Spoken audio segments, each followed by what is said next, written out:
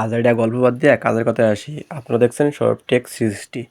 তো আমরা কিন্তু আজকে কাজ করব অ্যাডস্টার আমরা কাজ করব পাবলিশিয়ার, ঠিক আছে? অ্যাজ এ পাবলিশিয়ার হিসেবে কাজ করব। জানেন যে পাবলিশার হিসেবে যদি কাজ না করি তাহলে এখান থেকে আর্নিং জেনারেট করা সম্ভব না। আমি গেল ভিডিও কিন্তু বলছিলাম, গেল ভিডিওর মাঝখানে যে আমরা কিন্তু অ্যাডস্টার নিয়ে কাজ দেখাবো। তো কেমনে কীভাবে কাজ করতে হবে A to Z সব কিছু কিন্তু দেখাই দিব আজকের ভিডিওতে। তো কাজ একটু ঠান্ডা লাগছে। যাই হোক, তো এখানে কিন্তু আপনার হোয়াটসঅ্যাপ নাম্বার বা হচ্ছে লগ ইন করার জন্য ইমেইল, পাসওয়ার্ড সব কিছু, হ্যাঁ, এটা কিন্তু আপনি কিন্তু কালেক্ট করে রেখে দেবেন, কিন্তু পরবর্তীতে কিন্তু দেখা যাচ্ছে যে আপনার ওপেন করতে গেলে তখন কিন্তু প্রয়োজন পড়বে। যাই হোক, আমি কিন্তু আমার এখানে নাম্বার দিয়ে দিচ্ছি, দেন হচ্ছে আমার যে মেইলটা, ঠিক আছে? তারপর আমি কিন্তু স্টেপ বাই স্টেপ সব কিছু দিয়ে নিচ্ছি, বা আমার যে পাসওয়ার্ড, সো আপনারাও দিয়ে নেবেন এখানে যা যা আছে সব ফিল আপ করার জন্য, ঠিক আছে?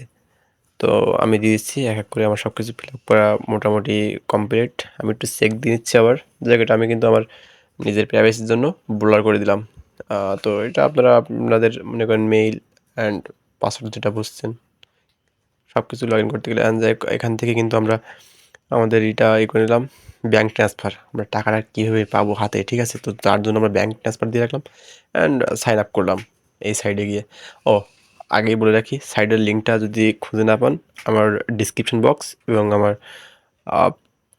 পিন কমেন্টে চেক করবেন, ওখানে কিন্তু পেয়ে যাবেন। তো যাই হোক, আমি কিন্তু সাইন আপ করে দিলাম। এখন একটু টাইম নিচ্ছে যেহেতু নেটওয়ার্ক একটু করতেছে।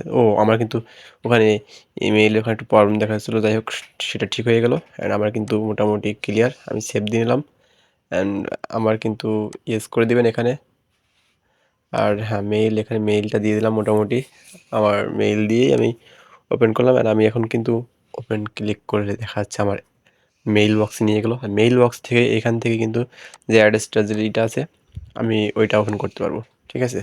তো আমি আমার যে মেইলটা আছে মেইল বক্সে আমি মেইলটা চেক করলাম অ্যান্ড এই যে কনফার্ম মেইল করে দেবো, ঠিক আছে? কনফার্ম মেইল করে দেওয়ার পরে আমার কিন্তু নিয়ে যাবে আমার অ্যাড্রেসটা থেকে। অ্যাড্রেসটায় চলে গেলাম, বেশ নবজাতক শিশু তৈরি হয়ে গেল কিন্তু। এখান থেকে কীভাবে অ্যাড নিয়ে আপনার ওয়েবসাইটে অ্যাড হিসেবে ব্যবহার করে সেটা কাজে লাগাবেন, হ্যাঁ বলছিলাম আগেই, এই যে লগ ইন করার জন্য ইউজার নেম অ্যান্ড পাসওয়ার্ড।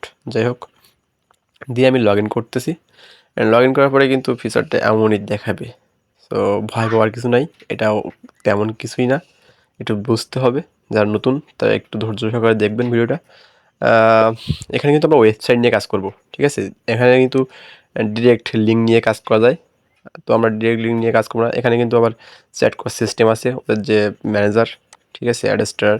তো আমরা ও সাইডে আমাদের তো কোনো কাজ কাম নাই, আমি একটু তাও ক্লিক করে দেখতেছিলাম যে কি ওখানে কী কী আছে, কী কী দেওয়া আছে। তো যেটা বলতেছিলাম, আমরা কিন্তু ওয়েবসাইটের জন্য আমরা কাজ করব লং টাইম হিসেবে। আমরা ডিরেক্ট লিঙ্কে এখন যাব না, আমরা ওয়েবসাইটের জন্য অ্যাড নিব অ্যান্ড আমাদের কিন্তু ওয়েবসাইট এখানে কিন্তু আবার কানেক্ট করতে হবে। কীভাবে কানেক্ট করবো? আমরা ওয়েবসাইটে যাবো অ্যান্ড ওয়েবসাইটের কিন্তু লিঙ্কটা নিব, যে আমাদের যে ওয়েবসাইট, সেই ওয়েবসাইটের লিঙ্কটা নিয়ে আমরা অ্যাড্রেসটায় দিব। দেওয়ার পরে অ্যাড্রেসটা কিন্তু একটা চেক দিবে যে আমাদের দোকানপাতি ঠিক আছে কিনা। মানে মনে করেন যে আমি একটা সার্ভিসের দোকান খুললাম, তো ওখানে মনে করেন যে সার্ভিস কোম্পানিগুলো দেখবে যে আমার দোকান ঠিক আছে কিনা, তারপর তোমাকে বাকি দিবে, নাহলে তো বাকিতে আবার দিবে না, এখন ব্যবহার সেবার। যাই হোক, আমি কিন্তু এই যে দিলাম আমার ওয়েবসাইটের লিঙ্কটা। দেওয়ার পরে মনে করেন যে আমি এখান থেকে কিন্তু বেশ 3টে অ্যাড নিয়ে কাজ করব অ্যান্ড কী কী অ্যাড সেটা আমি দেখাচ্ছি পরপর। তো আমরা এখানে কিন্তু সোশ্যাল দিব, ঠিক আছে?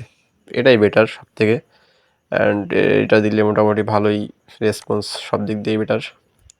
যাই হোক, আমি কিন্তু অ্যাড করে দিলাম অ্যান্ড দেখা যাক আমার এটা অ্যাপ্রুভ হচ্ছে কি না। তো যদি অ্যাপ্রুভ হয়ে যায়, ঠিক আছে, গেটেড দিয়ে দিলাম।